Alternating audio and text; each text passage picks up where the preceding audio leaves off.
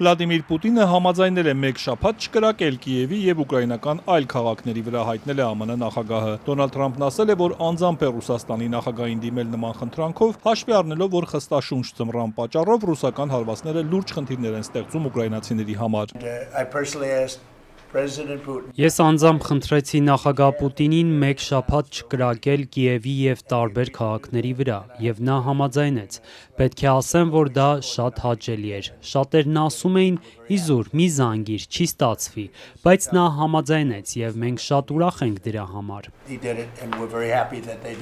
Կրեմլի խոսնակը հաստատել է, որ նախագահ Պուտինը Թրամփից անձնական խնդրանք է ստացել դադարեցնելու Կիևի վրա հարվածները մինչև փետրվարի 1-ը խաղաղ բանակցությունների համար բարենպաստ միջավայր ստեղծելու նպատակով։ Այլ մանրամասներ Դմիտրի Պեսկովը սակայն չի ներկայացրել։ Վերջին շաբաթներին Ուկրաինան հայտնում է, որ ռուսական զինուժը թիրախավորում է հատկապես էներգետիկ ենթակառուցվածքները, ինչի հետևանքով մայրաքաղաքում եւ մի շարք այլ քաղաքներում հազարավոր մարդիկ զրկված են էլեկտրաէներգիայից եւ ջեռուցումից։ Վլադիմիր Զելենսկին հայտարարել է, որ Ուկրաինան պատրաստ է չհարվածել Ռուսաստանի էներգետիկ օբյեկտներին, եթե Ռուսաստանն էլ չհարվածի ուկրաինականին։ Ուկրաինայի նախագահը պարզաբանել է, որ սա հնարավորություն է, ոչ թե պայմանավորվածություն, իսկ աշխատի թե ոչ չի կարող ասել։ Երեկ էլ Զելենսկին շնորհակալություն էր հայտնել Թրամփին հրադադարի ջանքերի համար։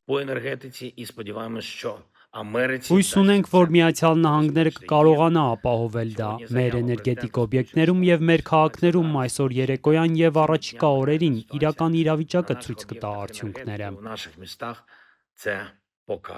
Զուգահեռ շարունակվում են պատերազմը դադարեցնելու շուրջ բանակցությունները։ ԱՄՆ նախագահի հատուկ բանագնացն ասել է, որ հաջորդ հանդիպումը կկայանա մոտ մեկ շաբաթից։ Սթիվ Ուիթկոֆը նշել է, որ Աբու Դաբիում կողմերին հաջողվել է զգալի առաջընթաց գրանցել։ Քննարկվել են տարածքների անվտանգության եւ մյուս հարցերը։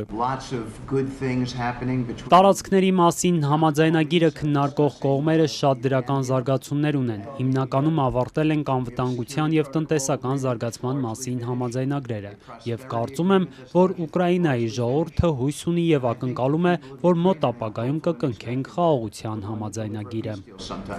Նախատեսվում էր, որ հաջորդ հանդիպումը եւս պետք է տեղի ունենա Աբու Դաբիում, սակայն Զելենսկին այսօր ասել է, որ Իրանի շուրջ զարգացումներով պայմանավորված հանդիպման վայրն ու օրը կարող են փոխվել։ Հաջորդ հանդիպմանը Ուիթկոֆն ու ԱՄՆ նախագահի փեսան Ջարեդ Կուշները սակայն չեն մասնակցի։ Ռուսաստանի նախագահի օգնական Յուրի Ուշակովն ասել է, որ Կիևն ու Վաշինգտոնն են այդպես պայմանավորվել, երկկողմ շփումներն իրականացնել ավելի ցածր մակարդակով։ Ու մինչ Վաշինգտոնից հայտնում են հրադադարի եւ բանակցություններում առաջընթացի մասին, ԵՄ արտգործնախարարը հայտարարել է, որ դաշինքը կմեծացնի Ռուսաստանի վրա ճնշումը։ Կայա Կալասի խոսքով փետրվարին կընդունվի պատժամիջոցների 20-րդ փաթեթը, իսկ երեք Եվրոպական միությունը Ռուսաստանին սև ցուցակում է ներառել փողերի լվացման բարձր ռիսկի պատճառով։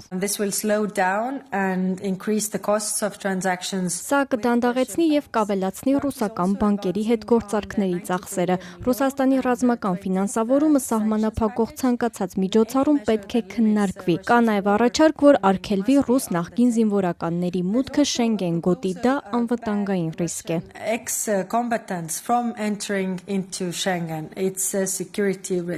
ԵՄ տնտեսական հարցերով անձնակատար Վալդիս Դոմբրովսկիսն էլ հայտնել է, որ դաշինքը նախատեսում է ապրիլի սկզբին Ուկրաինային փոխանցել 2026-27 թվականների համար նախատեսված 90 միլիարդ եվրո վարկի առաջին տրանշը։ Այս ընթացքում կողմերը շարունակել են հարվածները։ Զապորոժիայում ռուսական զինուժի հարվածներից ենթակառուցվածքներ են տուժել։ Ռուսական կողմը հայտարարել է, որ եւս 3 բնակավայր է վերցրել։ Ուկրաինական անօթաչուների հարվածից էլ Կուրսկում 2 մարդ է վիրավորվել։ Կողմերը 3 զոհված զինվորների մարմիններ են փոխանակել։ Առաջին անգամ այս տարի Ուկրաինա է վերադարձվել 1000, իսկ Ռուսաստան 38 մարմին։